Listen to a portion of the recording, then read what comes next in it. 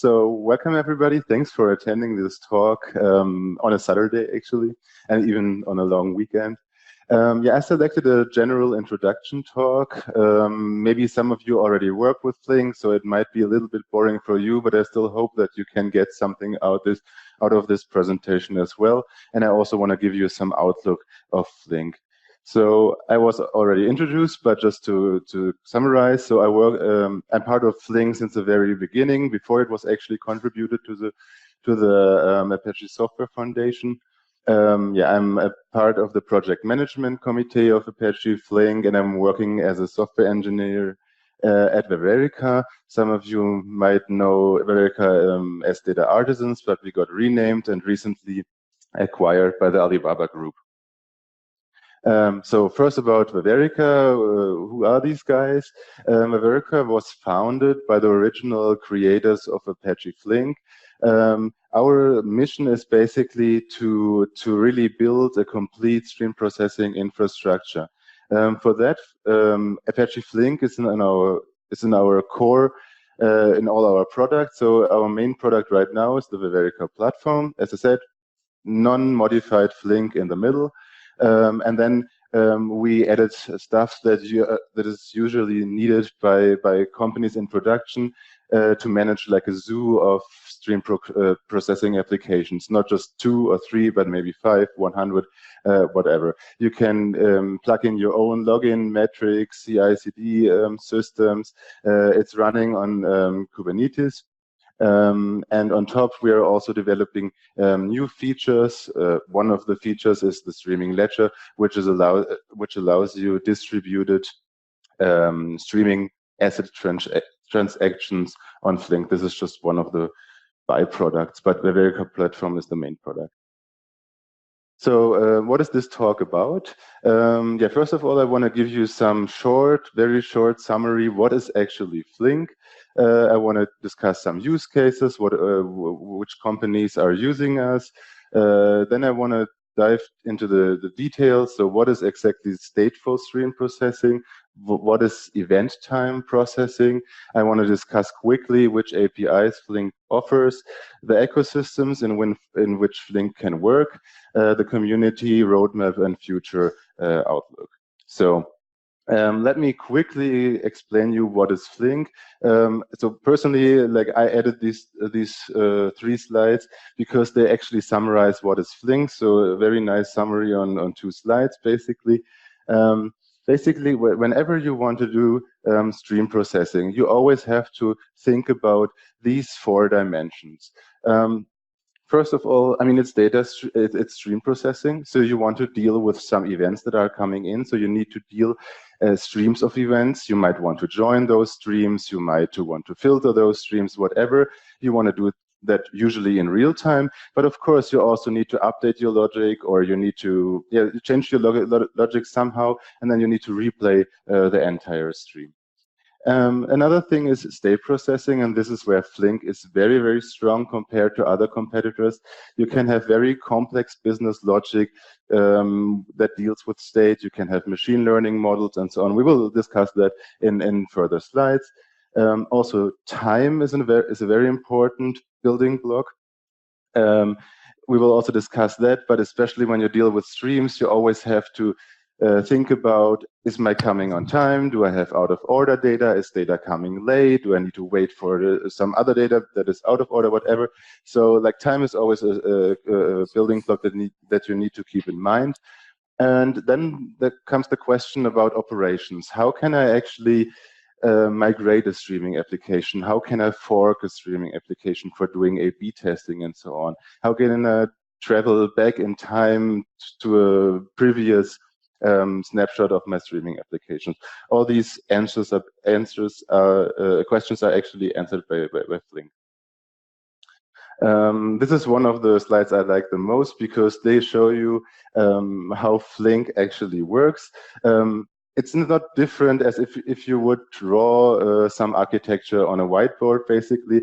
So you can have a distributed data flow. Your events are streaming through the system. If you need to wait for other events to arrive, you just put them into state, or after some timeout, you might want to get them out of state, or you're waiting for the end event, and then you're sending them to the sink. And this is one example. Yeah, but how do we deal with state? Flink has a specialized checkpointing and save pointing mechanism, or a distributed snapshot of the entire application on a durable storage. And of course, you can scale out and scale out the entire application how you need it.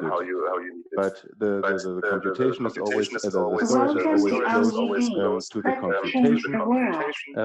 So all the access to memory and so on can be very efficient because it's in a local, it's just a local access. So to summarize again, what is Apache Flink? Stateful computations over streams, real-time and historic data, doesn't matter. It's fast, scalable, fault-tolerant, event time, large set, exactly once. Like all these buzzwords, you can see them here. Yeah, so what can we use Flink for? Different kinds of use cases, event-driven applications, streaming pipelines, but also analytics. We support a variety of connectors. Things like you can do log processing, transaction processing, IoT, sensor data, click data. You can connect a database, regular database, or a key value store, or you read from Kafka, and you can also write out to Kafka or to some other storage system.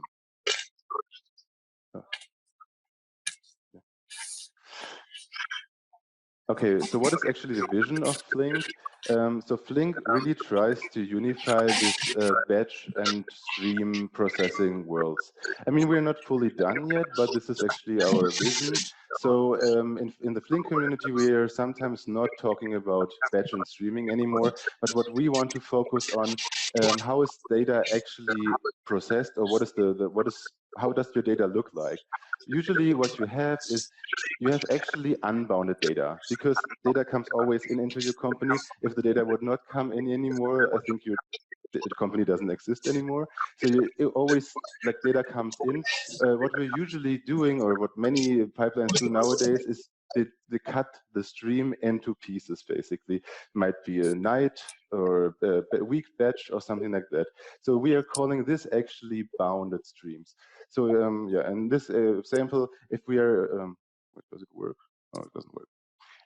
So if we are in the now, yeah, with batch processing, you can basically always just process the chunks of the data. With stream processing, you're actually more flexible. You can start in the now and process the future, but you can also start at an arbitrary point in time if you consume from a Kafka topic, for example, and then start here and just up to now, or you start here and go all the way to the future. So you're more, you can serve more use cases with this architecture. Yeah, so we have flexible and expressive APIs. I will cover them in a second. Very important for us is exactly once guarantees. So Flink supports exactly once state consistency. So when you count data, for example, your counter will always be precise. There is no element off or something like that. The data processing happens in memory, but you can also spill to disk. So we have users, especially with a RocksDB state bank under the hood, we have users that are managing terabytes of states, of thousands of cores, and yeah, especially if it's too big for one single node, you can also spill to disk and access it a bit slower, but still at a decent speed. We have flexible deployments, and I will also cover that in a second, like Kubernetes, Yarn, Mesos, Docker, yeah, all the famous systems. So let us talk a little bit about the use cases. What can I use Flink for? I mean, most of the data pipelines are relatively simple, I would say. I mean, ETL jobs cover, I don't know, maybe 80% of all use cases. Flink, of course, can handle these ETL jobs very, very well because we support a variety of use cases. So you could, for example, read from Kafka, but also store the results in a database system. So we don't need another external tool or some other external system around. Like Flink can manage the application, can connect different connectors and manage the application by itself, and then write out to an arbitrary set of applications. Yeah, compared to the traditional ETL, this is nicer because Flink makes it more continuously, whereas yeah, traditional approaches do it more periodically. So yeah, either on a nightly basis, hourly basis. This is usually also sufficient, but sometimes it's also a matter of how much data do you have. At some point, the hour might not be enough. If you have too much data or whatever. So it's also nice to get real-time insights immediately by continuous moving the data. A very strong use case for Flink is, as I said, batch and stream analytics. I mean, batch analytics are great in general. So you can do like analytics and prototyping. You can quickly set up a query, run it on your data, read it once, write it out once. That's great, but in like especially nowadays when we have things like dynamic pricing and you want to react quickly to your changes. You want to not wait until the hour is over or until the night is over. So yeah, so you can use Flink for continuously processing the streaming data live, basically. So you don't need something like a Lambda architecture where you have not accurate results in one pipeline and accurate results after the nightly job run and so on. No, you can really get real-time insights when you need them immediately. But a very important, if not the most important use case of Flink are what we call event-driven applications. And those architectures are, I think we are still at the start of these architectures. So what does event-driven application mean? In the traditional application design, usually you always separate the computing part from the storage part. So what you have is you have some stateless web servers, for example, and then you have some traditional database, and then the web servers need to write to the database and read from the database. This is working. The state is stored in the database. The problem is once you want to scale out, I mean, for the web servers, this is easy because yeah, they are stateless, so you can just scale out the web servers.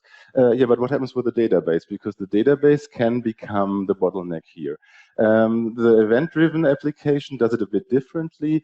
As I said, it keeps the state right next to the computation and scales out and scales in computation and state or data on demand, basically. So you can run a Flink application with a parallelism of 1, but also 1,000. And very important in a event-driven application, you do not necessarily wait for events. You don't have an external trigger. You can also just trigger a computation by the events themselves. So if there is an event coming in, we might want to couple. Might want to trigger some events. We might want to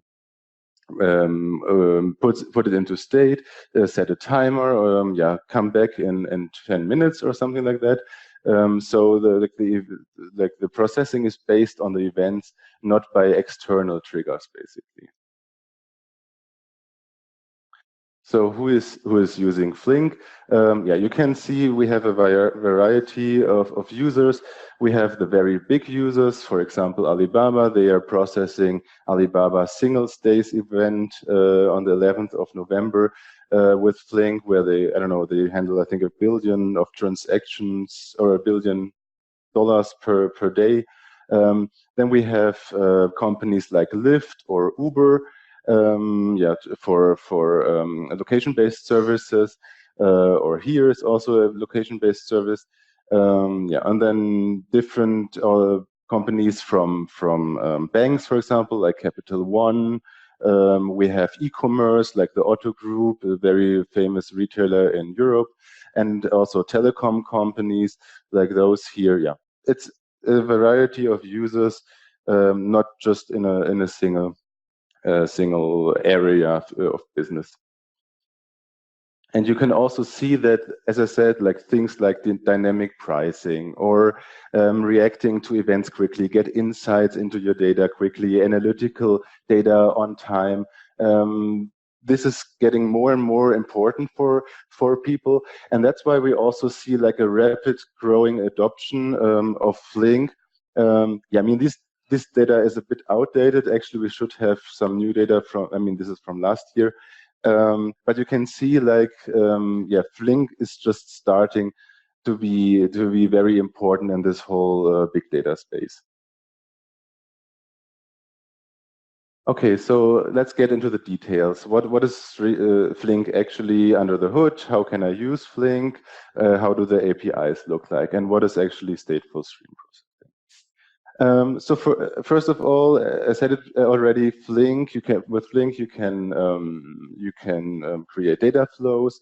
That is the common programming abstraction. So in this example, you're reading from a source. You are performing some first level function like a map, a filter or something. You can provide your own user-defined function where you can specify what is actually a map, what is actually a filter function. You can partition your data with a keyby. You can window, for example, your data as well, and on a window of, for example, 1 hour, you can decide what happens on the data of 1 hour with your user function, and then you write this out to a sink.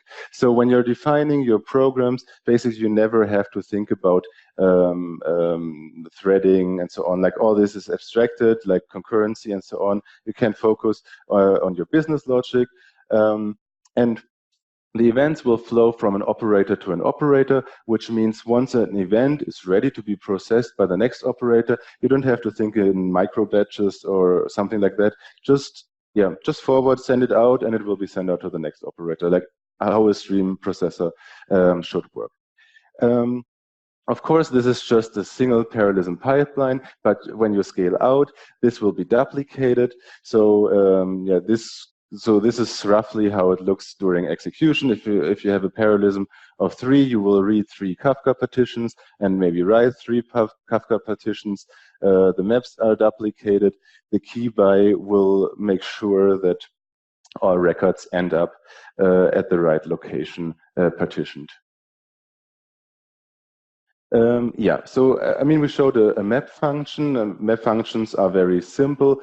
Usually you have a little bit like filter functions, but usually you have more logic. Maybe you have a machine learning model that you want to update somewhere, so you need to store it somewhere. Maybe you have a rule engine where you want to stream in new rules. The rules need to be stored somewhere. Or you're just waiting for the end event, so you need to store the start event, and you need to wait for the end event. And this makes it possible in Flink, because basically you can think of basically as a member variable in a class. You have some variable. The function can access this variable, the state. We have different kinds of states. It can be just a value, can be a hash map or a map like state, or a list state.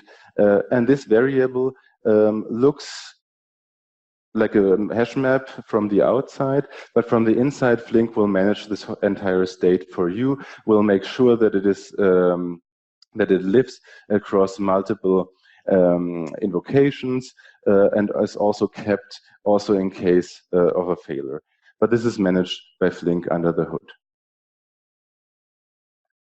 So the main algorithm behind that is what we call checkpointing. So Flink maintains state always locally, so there is no global state or something. When you store something in state, you're storing it basically in the memory of the current task manager, or on the disk of the current task manager. This makes it very, very fast for stream processing. And as I showed before, this state is then periodically checkpointed to durable storage. There is a lot of magic under the hood. I will not go into the details here, but what is important, it is a consistent snapshot with exactly once guarantees.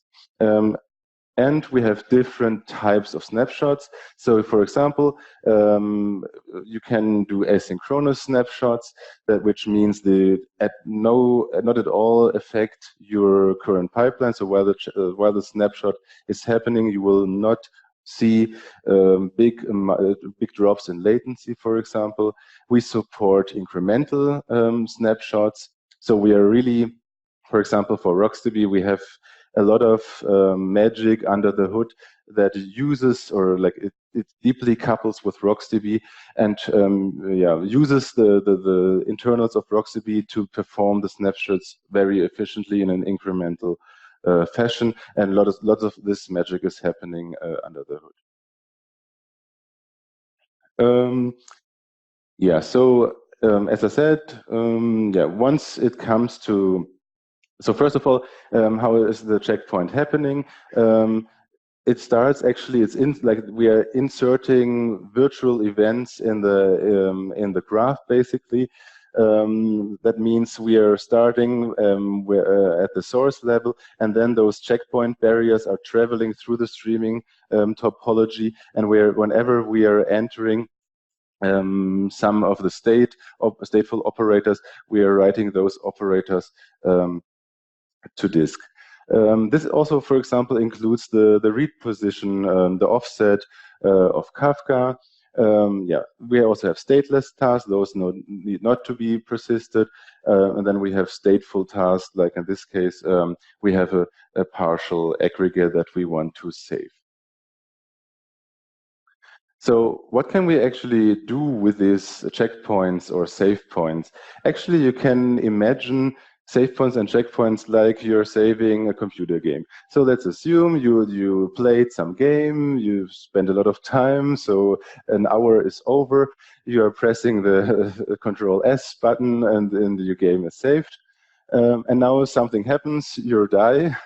What do? Of course, you roll back to the last saved game, and then you try to you start the game from this point of view, because you don't want to reprocess or want to replay the entire game from the scratch. So this is very useful. This is very useful in production. So you don't want to lose your data. But as I said before, it's not only the failure case that makes this feature very important. You can do much more with this exactly once recovery. So first of all, maintenance. You can suspend your application, you can do some cluster maintenance, and then resume your application. You can fix bugs in your application. So you're storing saving a save point, you fix some bug, you deploy a new jar, or you perform Flink version upgrade, and then you start from the save point again. You can also migrate applications to a different cluster. So we have, for example, users that take the entire Flink cluster and move it around through the globe, depending on where the cloud service, like Amazon Spot instances and so on, are the cheapest. So they are just moving around the streaming application from time to time to save money.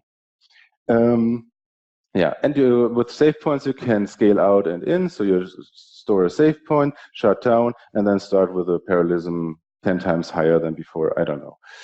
Another thing is A/B testing. So you can let your main application run and just fork off your current state of the production environment in a testing or staging environment.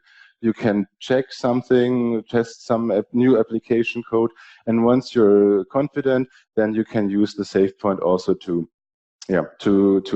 start to switch over to the staging code. So let me also talk about event time processing.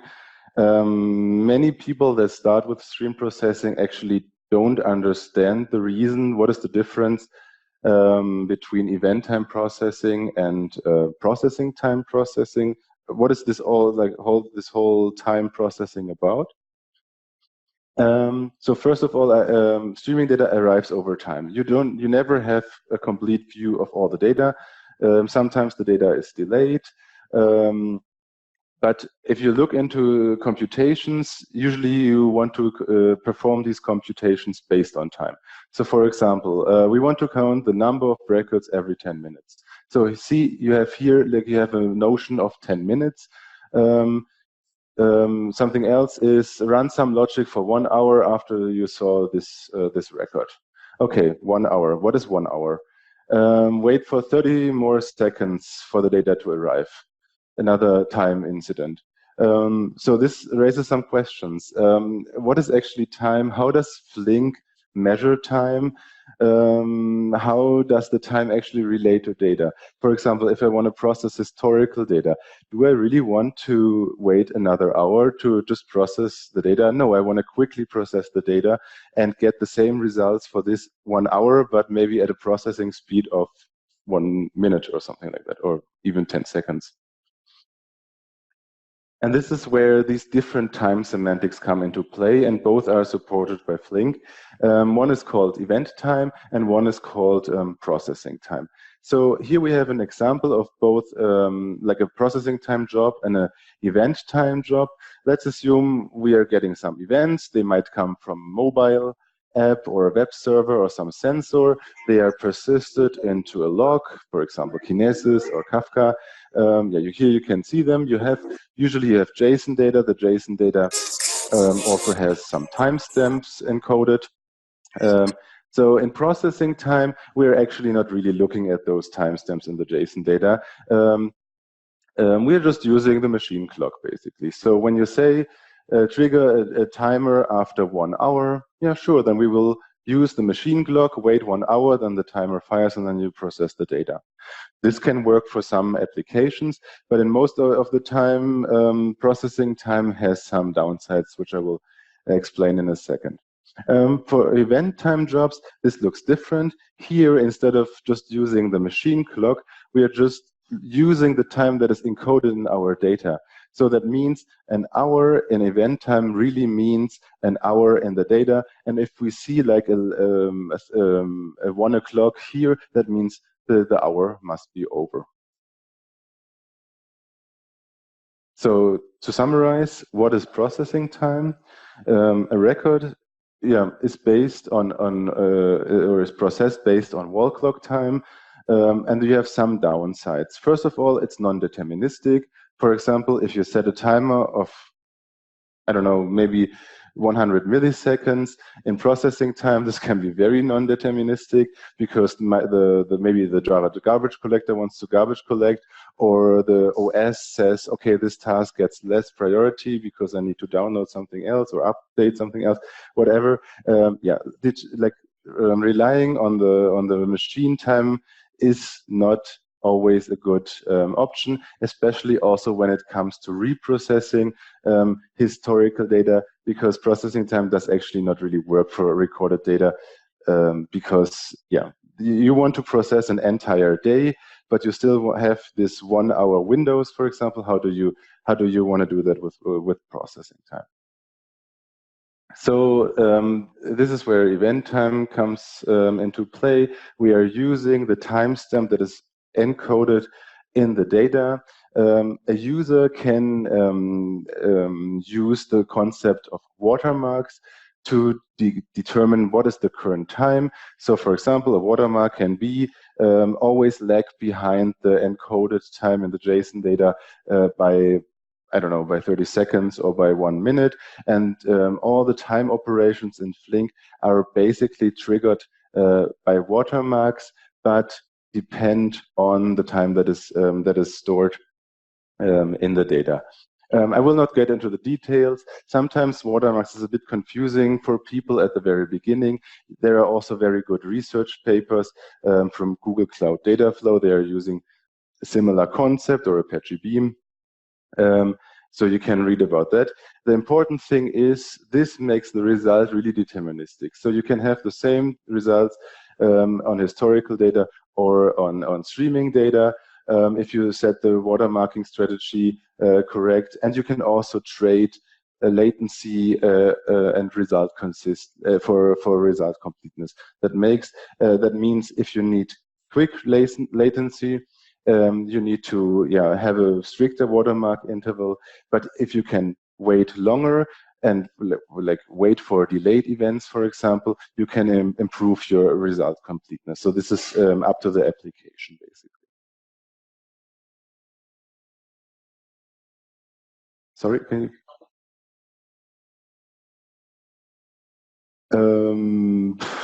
I mean, typical is what do you mean? Like, especially for out of order things. Like, I mean, if you look into regular pipelines, what you see is actually that the data is not coming in order usually because people switch to airplane mode or whatever. Like, it really depends on the use case. That's why, like, you cannot really we cannot give like built-in watermarking strategies. So we have, for example, like this bounded order timestamp strategy that we provide, but it always depends on the data, how the data is produced and how the data comes into the pipeline, basically. So usually when it comes to defining a watermark, if it's a bigger company, for example, there's usually a data platform team or the people that know how the data is coming into the cluster. Those people know the delay of the watermarks that is coming in. But it's not only a delay, it can also be you're waiting for a certain event. So you look into the JSON data. If this particular record comes in, that means now I can fire a watermark. You can also do some histograms and see when it is time to process the data, basically, because you see, okay, most of the data is there, or all of the data is there. Maybe we will lose 1% of the data, but this is fine. We start our processing now. So you can really, you can trade the result latency and the completeness. Yeah. Does that answer your question roughly? Yeah, we can also discuss offline, yes. So let me also quickly go through all the APIs that Flink has. So our main API right now is the so-called DataStream API. This is an API that you can use for stream processing that has some kind of abstractions. It has some predefined windows that you can use, filters, and like all the operations that you usually need for stream processing, also simple joins.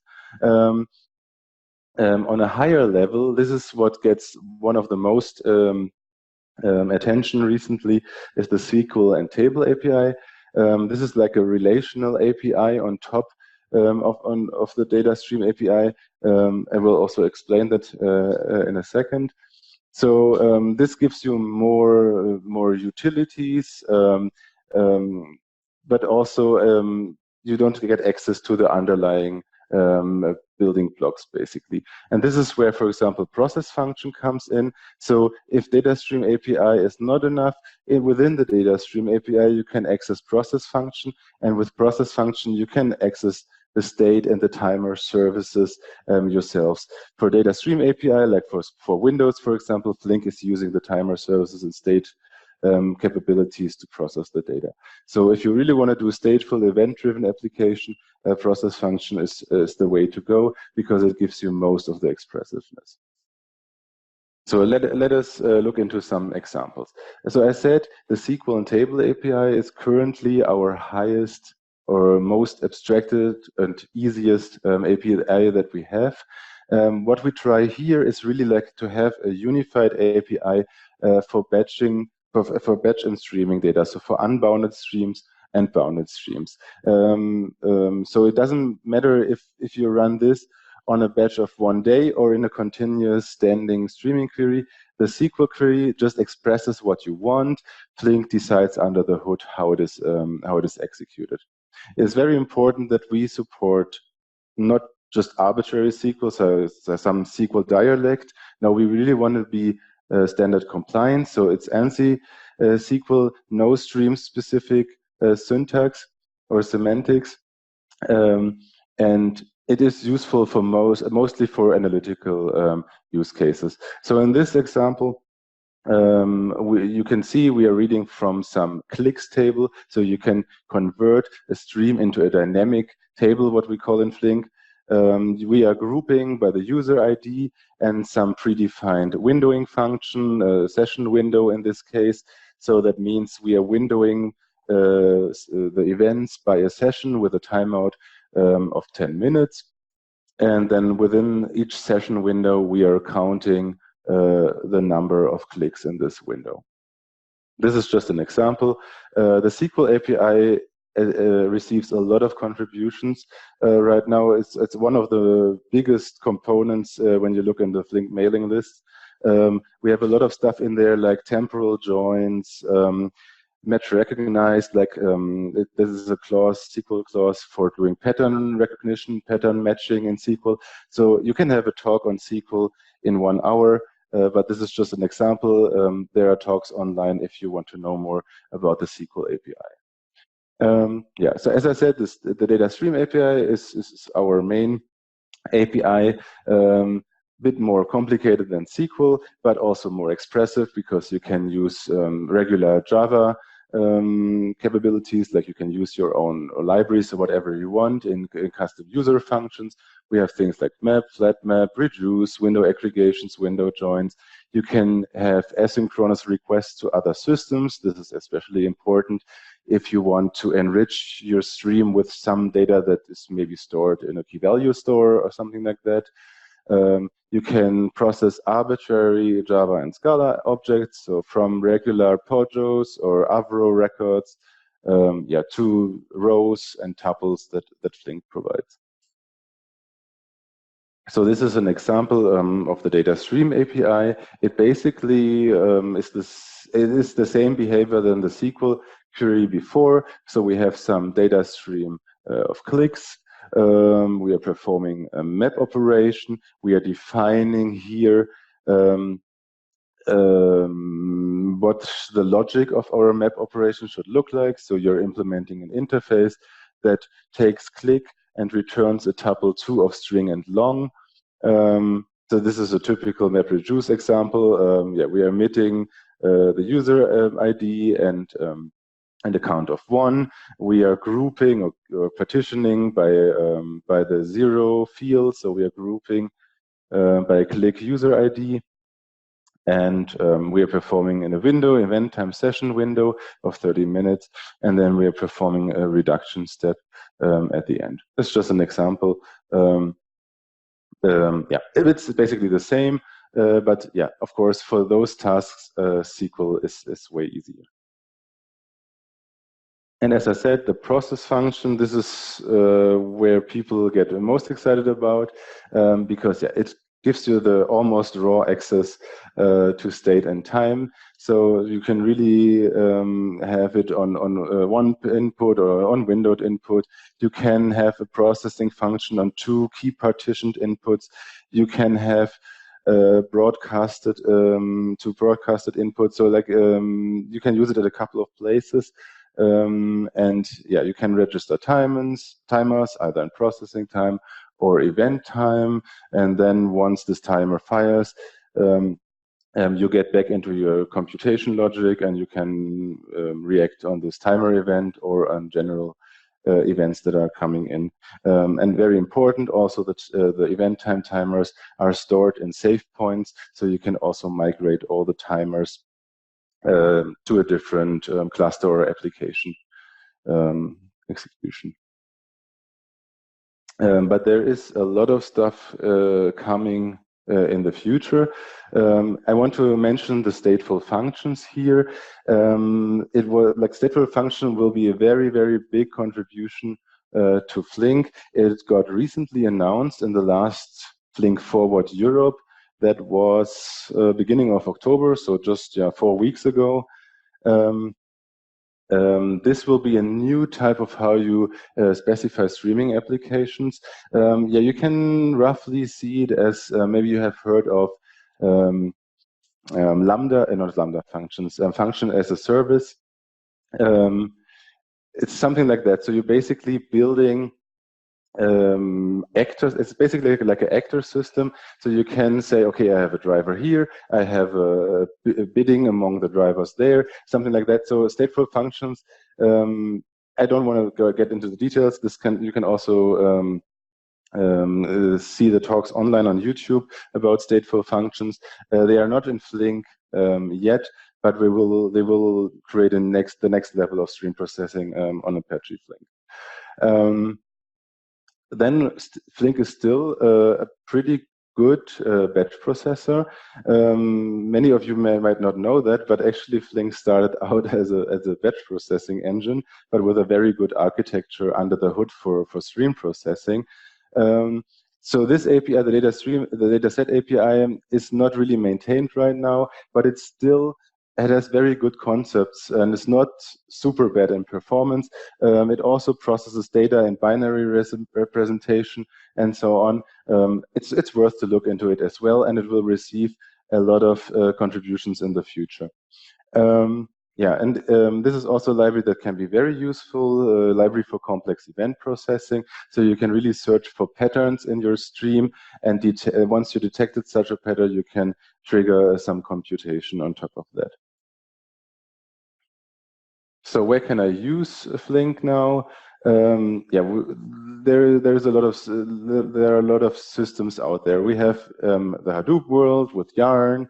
You can also have a standalone Flink cluster if you want to. It really depends on your company's architecture. We support Kubernetes and Mesos. Basically, every Flink deployment consists of some client that transfers the jar to the job manager. The job manager, or is basically the master node, that controls the job execution. And then you have worker nodes or task managers that are actually running the job, and where the streams are exchanged. The streams are exchanged between the workers, depending on your deploy.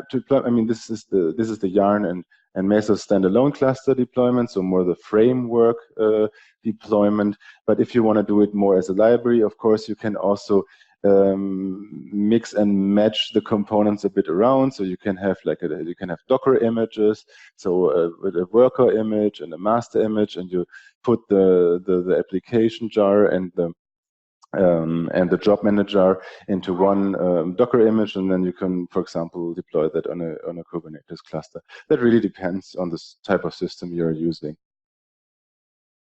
When it comes to connectors, Flink already has very, very good support for the most important streaming connectors.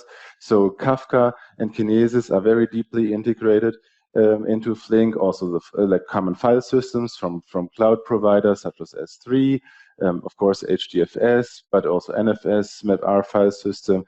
Yeah, the most common encodings that are out there. We have a JDBC connector. We are currently improving our support for Hive. So like in SQL, we can connect to the Hive catalog and use the Hive data in the future for streaming, metadata storage, and so on. And of course, we support key value stores like Cassandra and Elasticsearch for syncing the data somewhere. So let me quickly also tell you what is going on in the community.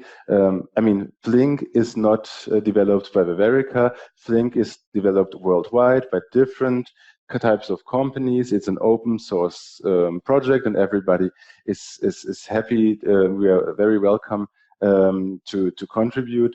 You can see that the development pace is speeding up right now. So currently we are releasing every 3 to 4 months, and bug fix releases depending what is needed, if there is a crucial bug or not, on demand.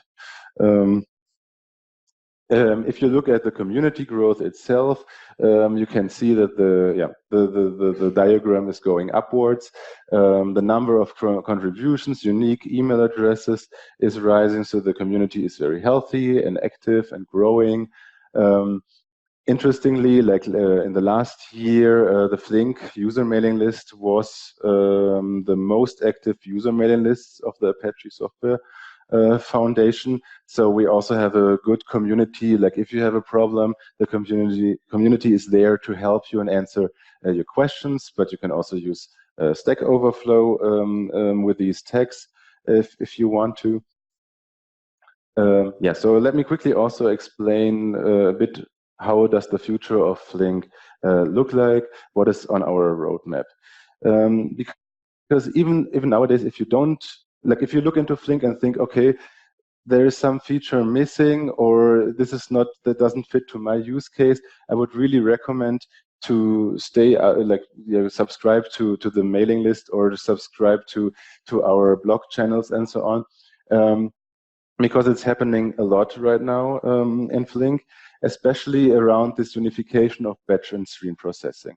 So we want to, like, our goal is basically to be the first open source system that really has the unified batch and stream processing engine from the API level all the way down to the runtime. I mean, we already have a true streaming runtime under the hood. What we need to do right now as a community is basically the old DataStream API will be somehow ported into the DataStream API. So no data set, but more like a concept of bounded streams. So that means you can also combine the batch and the streaming world, or the bounded and unbounded streaming world together. Use cases here are, for example, if you want to backfill. So maybe, yeah, I don't know, like the last 7 days are stored in Kafka, but the long-term storage might be some Hive or some other data warehouse or something. So maybe you want to read data from Hive first, and then you want to switch over to Kafka.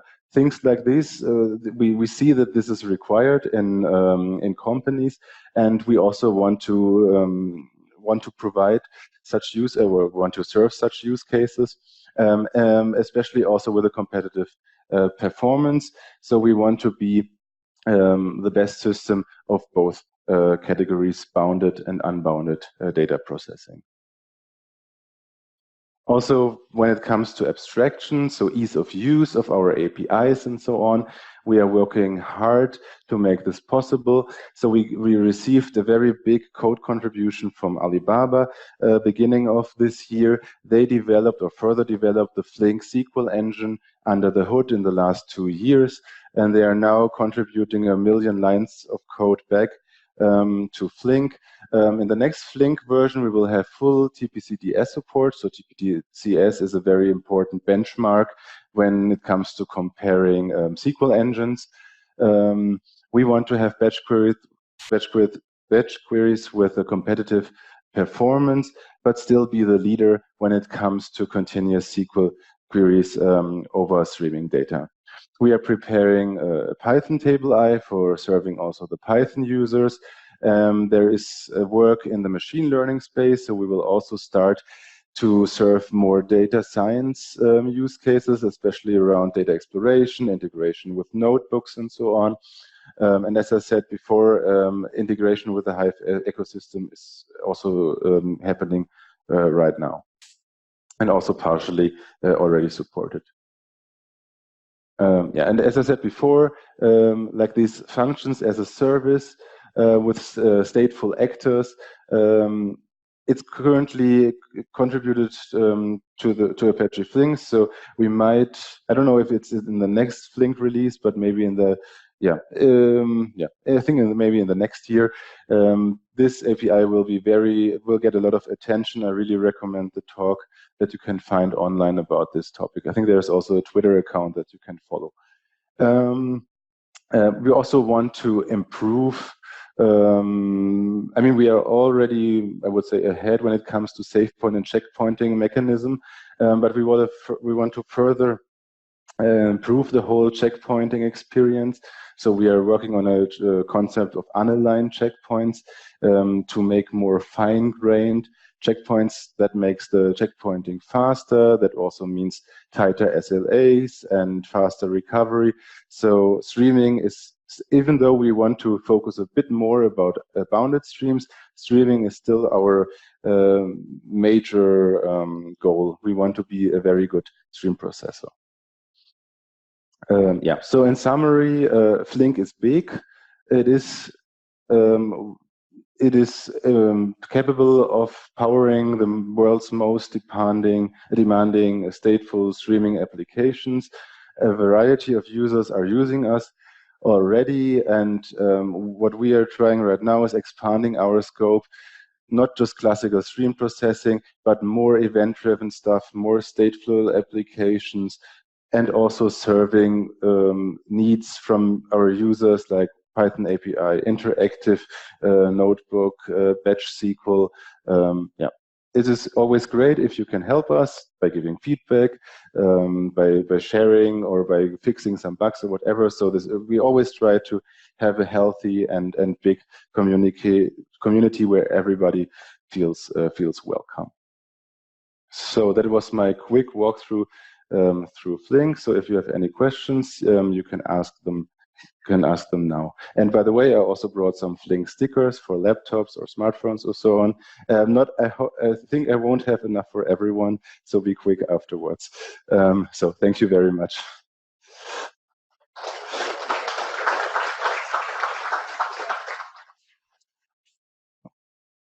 Yeah. Just a second, the microphone. And, yeah.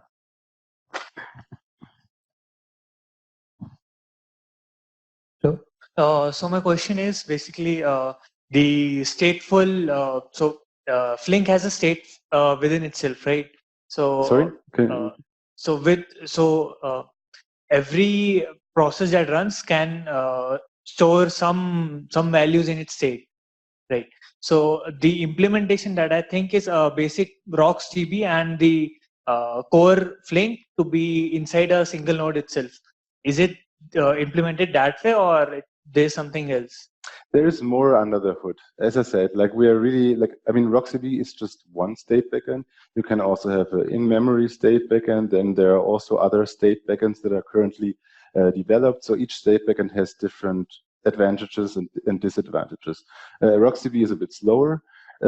Usually when it comes to access, because you have to leave the JVM world and go to the native world, but it also means if you have very big state, like a terabyte on one single task manager, yeah, you can access this one quicker. And we, as I said, like we are, for example, leveraging the internals of RocksDB, because RocksDB under the hood has SS tables, and for the incremental checkpointing, for example, we are looking into, or we're maintaining a list of all these SS tables to make incremental checkpoints work. So there's a lot of magic under the hood happening. Yeah. So you were working on the unification of streaming and batch. What's your take in the terms of transactional, like the delete properties that storing data in transactional manner, we can delete the data as per the GAP, the guideline that's coming to picture? Yeah, I mean this transactional processing transactional data is actually already happening on Flink. As I said, like we have in Ververica, we developed this streaming ledger, for example. So there's a very good white paper out there that explains roughly the concepts. I think it's not this concept is not open source because it's also patented and so on. But basically, what happens under the hood, you also have like loops, streaming loops, and so on, that are trying to be lock-free or roughly lock-free to do the stream processing at a good speed, but satisfy all the isolation and like typical ACID properties, basically. So there are projects like Iceberg and Delta and the Cody. Is something happening in the Flink side as well for such ACID properties? Not as far as I know, but I think like there was a talk at Flink Forward beginning of October that I think they were discussing something like the connection between Flink and Apache Iceberg, for example. But in general, I think somebody already mentioned it before. We always try to do like two-phase commit protocols with the connectors. So within Flink, we exactly once, and then we have transactional rollback operations with the connectors to make this possible.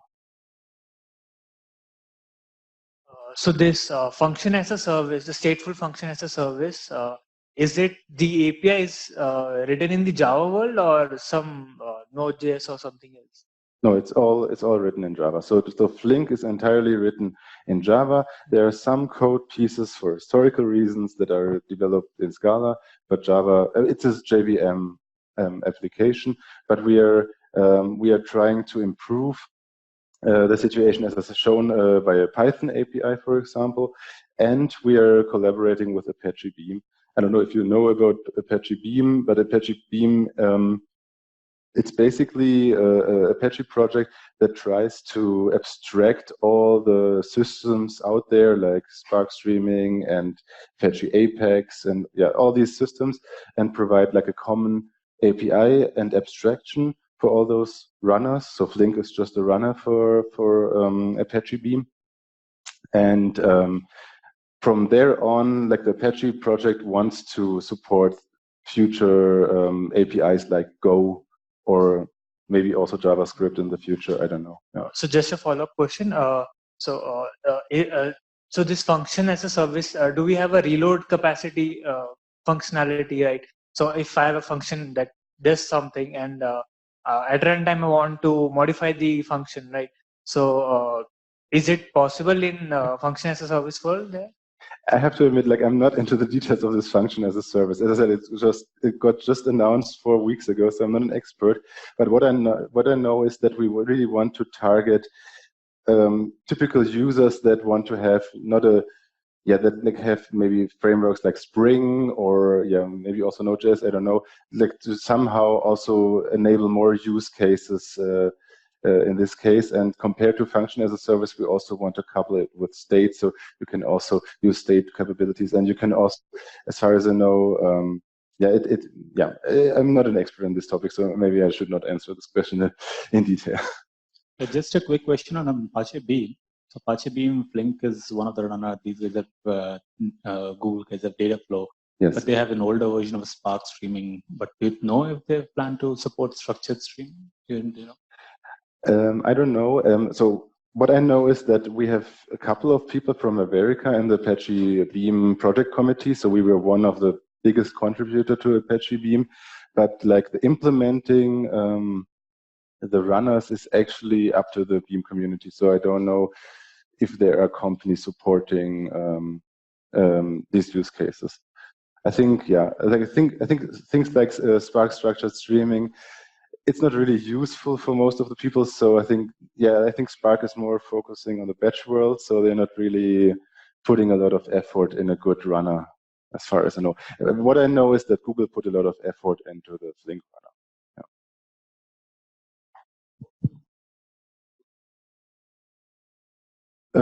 What my company does. So basically, what we try. So I mean, most of the people of the project management committee and also committer still come from our company, but this will change in the near future, actually, especially because all these big companies are also contributing a lot, so they are becoming. Like we will get more committers and so on. What we try to do is like a management hub. Basically, we try to protect the project. We try to negotiate between all the parties, find a common ground, and so on. Like this is from an open source perspective. This is what we are aiming for. From the company perspective, we are providing trainings, also trainings here in India, like public trainings, for example. We are providing also a couple of consultancy services, so all the services around Flink. And whenever it comes to production, companies or like, for example, big banks, they really want to have like a hotline that they can call if their pipeline goes down in the middle of the night and they don't understand the Flink internals. We have the knowledge for Flink, so people usually buy our platform. First of all, so that those people that are not where IT is not their main focus, they can focus on their business logic, and this whole deployment around it is managed by our platform, basically. Excuse me. How we can implement cross join using Flink for a million of records? What can I implement? Cross join. Cross join. I mean, cross join. I try to use global window and broadcast also, but not very successful with. Yeah, maybe we can discuss that offline, because it's like, it's not that it's very implementation specific, but we can figure that out. I'm pretty sure about that.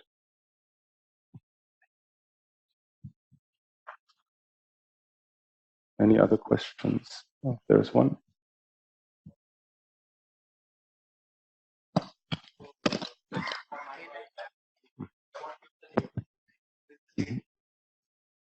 So talking about the connectors, so is the JDBC connector really mature to use enough for code to go to production, or You it's mean still in a maturing phase? Sync, you mean? As a sync, you mean? Or yes, for a sync. So as far as I know, like the JDBC connector is already pretty old. So I think a lot of people are using it already for production. But I'm sure there is still room for improvement. And as I said, like recently we're adding a lot of efforts into this batch world, and batch world also means JDBC connection and so on. So I'm pretty sure that if there is something missing, it's time now to discuss those limitations and get those fixed, definitely. Thank you.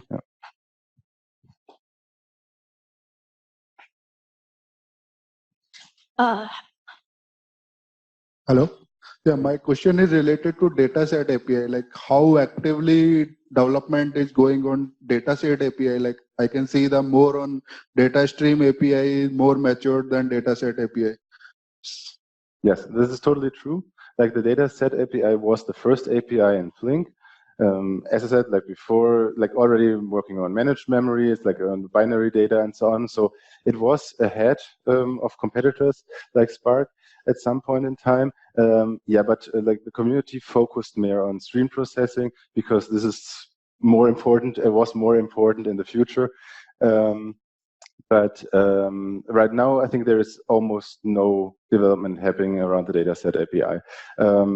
Bug fixes are still happening as far as I know. But no, I have to say, like dataset API currently not further developed. But what I know, we are still using this API. For example, we have in the last release, we added like a state or like a save point inspection tool. So you can, when you draw a save point of Flink, with this tool, you can look into, like it basically opens this black box of a Flink save point, and you can also modify save points with this API and write out a new modified save point from which you can restart your Flink application. And this, for example, is also written in the dataset API. So it's not further developed. It's quite good. It's not bad, but you can expect that the dataset API is moved to the DataStream API at some point. So is it happening in the near next release, that dataset API converted to fully DataStream? It's not that easy, unfortunately. So it's not in the next release, and also not in 2 releases. But I think this might be one of the things for a Flink 2.0. Yeah. Hi, Tim, here at the back. Hi. Thanks for the talk. I'm having 2 questions. First is related to how Flink handles the problem of back pressure when the ingestion rate is higher and processing time is greater. Difficult question. It always depends on the use case, actually. So what I can say is usually, I mean, it always depends on the operator. I mean, it's a streaming system, so back pressure is occurring at some operator level. So at some point, the network buffers will fill themselves, and then it will be filled throughout the pipeline until the source level, basically, right? So this is where like metrics collection and so comes into play. So you really need to use metrics or something like that to scale out or scale in, depending on your demand, to remove back pressure. What I know is usually Flink itself is not the bottleneck. So Flink is sometimes even too quick for syncs, for example. So Flink can sometimes crash syncs because the processing is too quick that the sync cannot handle the load. Usually it is the user data that causes, like usually if you look into the application of the user, some stuff is not as it should be, and that's why back pressure is caused. But I don't have a general rule of solving this problem now. Sorry. Thank you.